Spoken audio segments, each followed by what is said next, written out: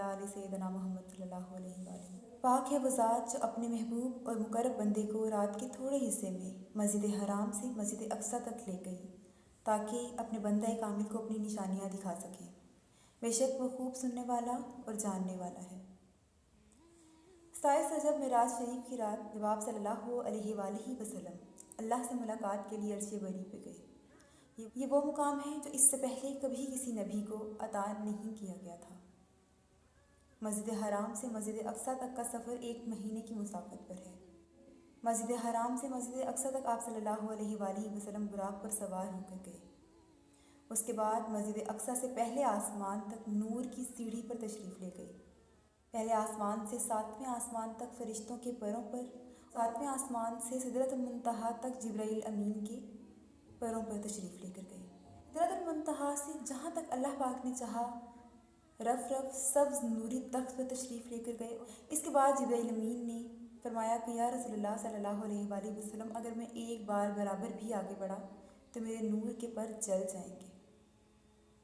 اس کے بعد آواز آئی کہ میرے محبوب صلی اللہ علیہ وآلہ وسلم آگے بڑھیے۔ آپ صلی اللہ علیہ وآلہ وسلم نے قدم بڑھایا تو اس مسجد حرام سے 7ویں سدرۃ المنتہا تک جتنا فاصلہ طے کیا تھا وہ ایک قدم مبارک میں مکمل ہوا۔ یہ حضور صلی اللہ علیہ وآلہ وسلم کی شان ہے۔ پھر آواز آئی کہ میرے محبوب آگے بڑھیے تو مسجد حرام سے سدرۃ المنتہا اور سدرۃ المنتہا کے بعد جتنا سفر آگے طے کیا تھا اس قدم میں وہ سفر مکمل ہوا۔ اور یوں آواز آتی ہوئی آپ صلی اللہ علیہ وآلہ وسلم کعبہ قوسین و ادنیٰ تک پہنچ گئے۔ اور اس تمام سفر کے بعد کعبہ قوسین و ادنیٰ کا معاملہ آتا ہے۔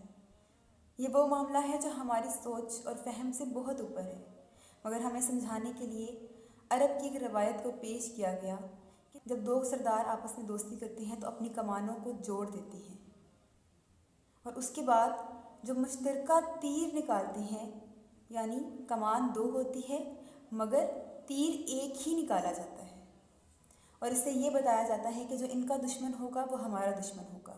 ہم آج سے ایک ہیں مگر کمانیں 2 ہی رہتی ہیں۔ یہ سب مثال اسی لیے دی گئی تاکہ ہم سمجھ سکیں کہ وہ قربت کیا ہوگی، مگر اللہ اس سے بھی زیادہ قریب تھا۔ اللہ پاک فرماتے ہیں میں انسان کی شہرک سے بھی زیادہ قریب ہوں۔ جب بندہ مومن کے ساتھ شہرک سے زیادہ قریب ہے تو کعبہ قوسین و ادنیٰ کا کیا معاملہ ہے؟ یہ معاملہ کچھ اور معاملہ ہے۔ اگر وہی قربت یہاں پر جو تھی اوپر جا کر بھی وہی قربت تھی تو پھر معراج کا جو مقصد تھا وہ سمجھ نہیں آتا۔ اس سے یہ ظاہر ہوا اگر آپ تھوڑا سوچیں تو وہ قربت کچھ اور قربت تھی۔ اس طرح تو عام ہمارے ساتھ بھی یہ کہ اللہ ہماری شہرک سے بھی زیادہ قریب ہے، مگر کعبہ قوسین و ادنیٰ کہنے کا کیا مطلب تھا؟ یعنی وہ قربت اتنی خاص قربت اور اتنی اہم قربت اور اتنی قربت کہ جس کو ہم سمجھ ہی نہیں سکتے، جس کو ہم بیان ہی نہیں کر سکتے۔ تو اس پہ یہ سوال اٹھانا کہ رسول اللہ صلی اللہ علیہ وآلہ وسلم نے اللہ کو دیکھا یا نہیں دیکھا بنتا ہی نہیں ہے۔ تو اسی لیے یہ سوال نہ اٹھایا کریں کہ اللہ کو دیکھا یا نہیں دیکھا۔ جب کعبہ قوسین و ادنیٰ آ جاتا ہے تو ماورائے فہم بات ہو جاتی ہے، کیونکہ اللہ تو ہماری بھی شہرک سے بھی زیادہ قریب ہے۔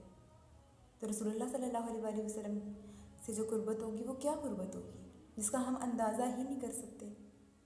پھر اپنے محبوب کو پاس بلا کر نمازوں کا تحفہ دیا امت کے لیے۔ 5 نمازیں فرض 50 کی گئیں۔ راستے میں حضرت موسیٰ علیہ السلام سے ملاقات ہوئی تو فرمایا کہ آپ کی امت پر کیا فرض کیا گیا؟ آپ صلی اللہ علیہ وآلہ وسلم نے فرمایا 50 نمازیں۔ تو حضرت موسیٰ علیہ السلام نے فرمایا کہ یا رسول اللہ صلی اللہ علیہ وآلہ وسلم میں بنی اسرائیل کو آزما چکا ہوں، 50 نمازیں بہت زیادہ نمازیں ہیں۔ آپ صلی اللہ علیہ وآلہ وسلم اپنے رب کی طرف لوٹ جائیے اور اسے اس میں کمی کروائیے۔ آپ صلی اللہ علیہ وآلہ وسلم 9 مرتبہ اللہ کے پاس گئے دوبارہ، اور یہ نمازیں 45 نمازیں چھوٹ گئیں اور 5 رہ گئیں، لیکن اللہ کی بات پوری ہوتی ہے۔ یہ فرمایا گیا کہ جو 5 نمازیں ہیں اس کا ثواب 50 نمازوں کے برابر ہی ملے گا، کیونکہ اللہ کی بات کبھی نہیں بدلتی۔ اس کے بعد حضرت موسیٰ علیہ السلام نے پھر فرمایا کہ آپ واپس جائیے اور کمی کروائیے، تو اللہ کے رسول صلی اللہ علیہ وآلہ وسلم نے فرمایا مجھے حیا آتی ہے اپنے رب سے۔ تو مسلمان آج جو 5 نمازیں ادا کرتے ہیں اس کا ثواب 50 کے برابر ہی ہے، مگر افسوس کہ آج ہم उन 5 को अदा करते हुए भी सोचते हैं कि शायद ये बहुत बड़ा पहाड़ है हम पर। तो सोचिए अगर वो 50 ही रहती, महबूब करीम सल्लल्लाहु अलैहि वसल्लम दोबारा लौट कर ना जाते और कमी ना वाक़या होती, तब हम क्या करते? अगर आपको कोई ख़ास शख्स कोई तोहफ़ा दे तो आप उसकी बड़ी हिफाजत करते हैं, हमेशा संभाल के रखते हैं, उसकी कदर करते हैं। तो अल्लाह तो सबसे ज़्यादा हकदार है कि वो तो हम सब का महबूब है। क्या हम उससे मोहब्बत नहीं करते कि उसके तोहफ़े को संभाल के रखें, उसका हक़ अदा करें? यहाँ पर मैं एक वो बात बताना चाहूँगी कि जो शायद हम सब काफ़ी अरसे से भूल चुके हैं, या अगर जानते हैं तो उसको इग्नोर कर देते हैं, कि फ़रिश्तों ने और नबियों ने आप सल्लल्लाहु अलैहि वसल्लम को बार बार ताकीद की थी कि अपनी उम्मत को कहिएगा कि हिजामा ना छोड़ें, जिसे आप कपिंग कहते हैं, हिजामा करवाना ना छोड़ें। मगर पाकिस्तान में अगर आप देखें तो उसका रिवाज बहुत कम है, ना होने के बराबर है। हम उसकी अफादियत को ही नहीं समझते। जब फ़रिश्ते बार बार ताकीद कर रहे हैं कि अपनी उम्मत को कहिएगा कि हिजामा ना छोड़ें। सफ़र मेराज जो है हमारे लिए बहुत से तोहफ़े भी लाया और बहुत से अहकाम भी लाया। इसी तरह हज़रत इब्राहीम अलैहिस्सलाम से जब आप सल्लल्लाहु अलैहि वसल्लम की मुलाकात हुई तो हज़रत इब्राहीम अलैहिस्सलाम ने फरमाया कि अपनी उम्मत को मेरा सलाम कहिएगा, वालेकुम अस्सलाम व रहमतुल्लाहि व बरकातुहू। तो इसका जवाब भी उम्मत पर फ़र्ज़ है। इसके बाद हज़रत इब्राहीम अलैहिस्सलाम ने फरमाया कि अपनी उम्मत को बताइएगा कि जन्नत की मिट्टी बड़ी ज़रख़ेज़ है और प्लेन है, यानी उसमें दरख्त तभी निकलेंगे जब हम सुबहान अल्लाह पढ़ेंगे।